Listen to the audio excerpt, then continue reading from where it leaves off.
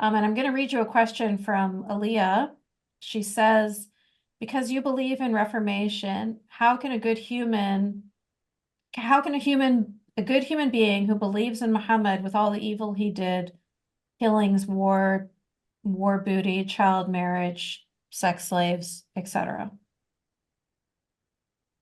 That's another Okay, difficult question for you. touch. It's not difficult because I've answered this question before. A lot of the narrative, here's the thing. A lot of the narrative that, as an Islamic scholar, as a theologian, I go back and I keep talking about the evolution. Keep in mind that the narrative that we have is all post-codification. So many times we don't know what happened pre-codification except for what the people who've written the history have told us. I'll give you an example. You're talking about child marriage. Okay, child marriage. How do you know it happened? Because a Muslim told you, or because a hadith said that you want to falsify in the first place? Do you believe in it? Do you not believe in it? The point is that codification itself becomes a point of reference for people, but as an academic, it's not a point of reference for me. It's actually not. If someone said the Prophet Muhammad get married to a 6-year-old, did he? As per the codified version of it, probably yes. So are you going to tell me that, do you believe in the codified version? Do I believe in the codified version that was codified by the Abbasids, institutionalized by the Abbasids, or maybe even hundreds of years later, and then in constant institutionalization that's created a narrative now? Well, that makes me very naive. Why? Because that just shows that I don't understand that there was an evolution of belief. I mean, think about any religion or any system of belief, that what the belief system was versus what it becomes. Now, if someone's going to come out and blame someone for a later belief system that was institutionalized, I mean, okay, that's up to you. If the main idea is, well, a lot of Muslims are going to justify the codified version of it, or the cherry pickers, or the codified versions of it. As for me, you're talking to an Islamic scholar, but more of an academic theologian who was just like, no, sorry, there's more nuance to it. And that's and That that's could and get you that's where, killed. sorry. I Well, said that yes, could get you killed. I'm gonna be killed. If someone was to ask me, did Prophet Muhammad marry a 6-year-old, I'll be like, well, that's per the codified version, sure. But what do you believe? Does it matter what I believe? Really, does it really matter what I believe? I can believe the sky is like purple right now, and what are you gonna do? Hate me for that? That's irrelevant. But I do know as an academic that everything evolves. I mean, have you heard Old English? You can't even understand it. Everything evolves, and it's all based on a Good. codification and a codification and a codification. Excellent. Okay. Ali, I'm going to come to your question, but I just want to respond to Anyam, who says peaceful Muslims and ex-Muslims should unite, organize, come up with a way to protect those who are in danger, and make peaceful voices very loud. We have done that. So now is a good time for me to talk about Clarity Coalition, which is an organization that I co-founded with a Muslim man. So his name is Dr. Zudi Jasser, and Aliyah is actually one of our founding members as well. So Zudi, as a Muslim, and me as an ex-Muslim, we are the co-directors of this coalition, which includes everybody: Christians, Muslims, Jews, atheists. We all come together in this united goal of defending liberty against the threat of Islamists. So I do agree with you, and I like everything that you said, Uthman. I think that that's actually a really honest way of reforming the religion, and I hope that there are more people that start to see things the way you're seeing them. Right now, you really are an anomaly, and there are a few voices like you, but it's dangerous. So I'd like to, hopefully one day in the future, inshallah, hopefully soon, voices like yours will be more normalized. It will be more acceptable for Muslims to question and to think critically, and to analyze the scriptures in the same way that you've been analyzing them. I think that would be wonderful. Cindy here talked about in Judaism. Let me just try and find, there's like a million messages here. She says in Judaism, the word Israel means wrestling with God. It actually allows for arguing, asking questions, working through conflicts, and ultimately a more personalized relationship with a God of one's understanding. Perfect. Let's just do that. I That agree. sounds great I to me. love it. Yeah, yeah. Aaliyah, you dropped your hand. Did you not have a question anymore? Yes, I just want to quickly just say thank you so much for coming on this platform. Thank you, Yasmin, for having, all these different voices here. So my following question is, I heard your response.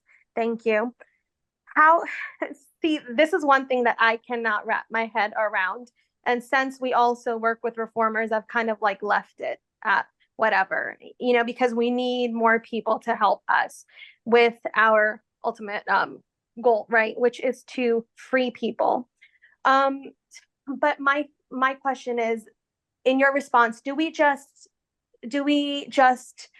kind of ignore all of the hadiths, like the history of Muhammad, just because we really want to stick to Islam? And, like I just feel that if we're not going to rely on the hadiths and the history and the Quran, then what else are Muslims supposed to, or non-Muslims supposed to rely on when we form our opinions on Islam itself? Like, I just can't wrap my head around that. And how do you know that the hadith, the history of Nono Tomomo Muhammad, um, is not reliable? Like, yes. Well, I'm not saying it's not reliable. I'm saying it's based on an institutionalized codification. But then when you said how do people who are not Muslim form an opinion on Muslims, I feel like Not that Muslims, not Muslims, Islam. Yes. or form an opinion on Islam. Here's the thing: Islam it's a religion that's so big, so popular. It's a very very big religion. It's like one of the largest religions. What is the need to form an opinion on Islam when we can form an opinion on Muslims? Because there are so many girls and women who are subjected to human rights violations and abuse because of this ideology and its teachings, and because of the life of Muhammad that he lived. Because in the community where I grew up here in the West, in the mosque, there are plenty of girls who are subjected to child marriage. And then you get to hear from the adult, not necessarily the mosque itself. The hatred is taught at homes, behind closed doors. It's because, well, they bring up that once a girl has her period, when that's when she becomes a woman, and then therefore she is to marry.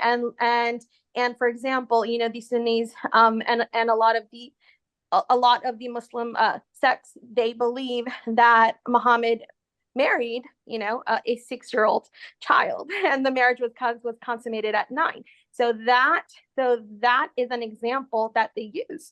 So This is, yes. I mean, I understand and I appreciate your question, but That's an example that they use, and that's also the reason why they prevent progress from happening in a lot of Muslim majority Yes. countries. When they try to increase the age of marriage, they say, nope, we can't, because the Prophet Muhammad did this, and we have the, Sahih Hadith that show us this. So, like, how can we get around that?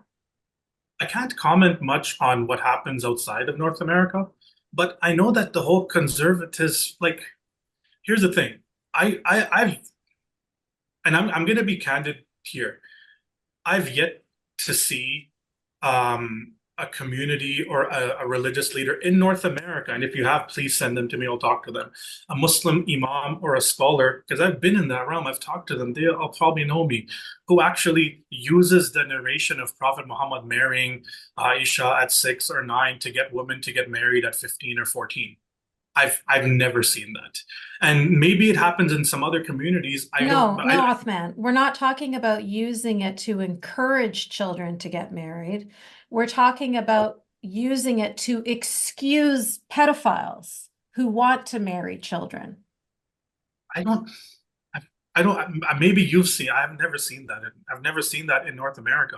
I haven't. Well, in North America, we Can I have laws that protect girls. So that's really, we're more focused. I mean, obviously that didn't happen for Aaliyah, and in a lot of states, The marriage laws are still really young That's for where girls. I'm not gonna say something that doesn't exist, right? I'm not gonna like because But it does exist. What no, her no, no. What I'm question saying is is, what I haven't seen in North America. Now, like if we're talking about the question about young girls getting married at a young age, maybe because of how marriage has become harder, or maybe dating is a problem, so a lot of these young children want to maybe have a relationship. But no, like the, this the, was a the, the conversation like point this in is the religion, the scripture is used as justification. How do we get around that? I think that was your question, Aaliyah, right? But that's the Yeah, question. yeah. Excellent. That's an excellent question. That I can answer, right? And I've answered it as well because I've answered it like I think multiple times in our conversation that the scripture you can pull out every single implication in the world from the scripture.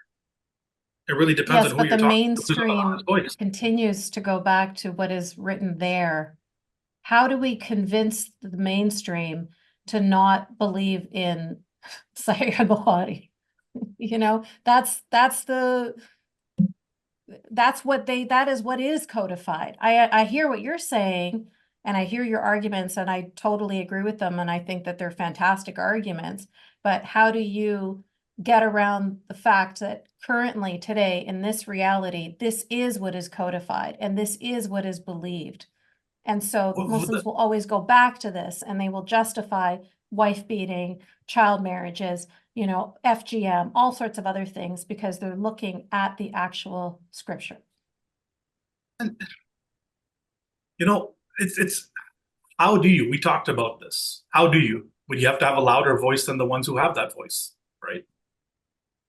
And then one thing I can say though is I can become a huge headache for a lot of these scholars. So if someone is actually saying that within your communities, or if you know someone, send them to me because I could spin them around my finger around this. There's a lot of girls who are in relationships where they're completely abused, wife beating, etc., and they don't know how to get out of it because they're like, we have to expect our husband to give us divorce, and I will tell them go straight to the court and get your divorce done.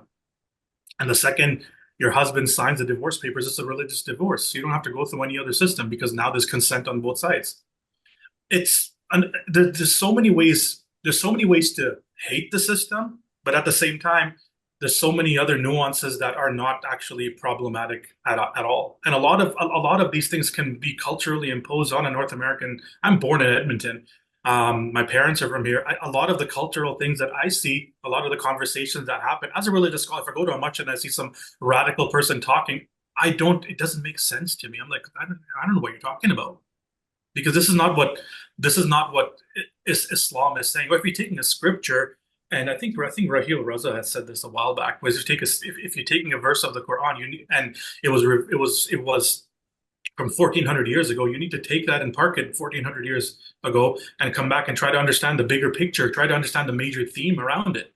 The major theme is not about child marriage. The major theme is not about killing other people. There's another major theme that if you want to hate on someone, you can pick out on anything. But if you want to pick up the bigger picture behind it, Fazlur Rahman writes about the major themes. If you want to pick that topic out and look at that, I think you can find so much more beautiful things. Why do people need to form an opinion about Islam? Well, form an opinion about Islam based on what the Muslims are doing. If you're connected to a particular group of radical Muslims, that's going to be your opinion. I'm sure that if you were to go to one of the high mountains in Japan and see one of the Muslim groups over there, or even in Egypt and see some of the Muslims who are dealing with the Coptic Christians over there, you'll probably have a completely different opinion about it. Your opinion is going to be